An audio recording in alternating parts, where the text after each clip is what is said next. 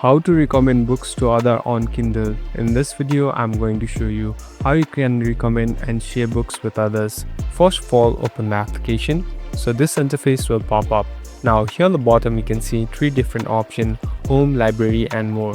Now you can directly go to your home and share the book, or you can even go to the library. So here I'm going to my library. Simply tap on library. So these are the books that I have been reading. Now, in order to share them, simply tap and hold on to it. Now on the top, you'll be able to see the option called share. Simply tap on the share button, and here there are different options available. So you can share it through different social media platforms. Here you can even copy this link and share it to others, and it's quite simple. Thank you for watching this video. I hope this video will help you.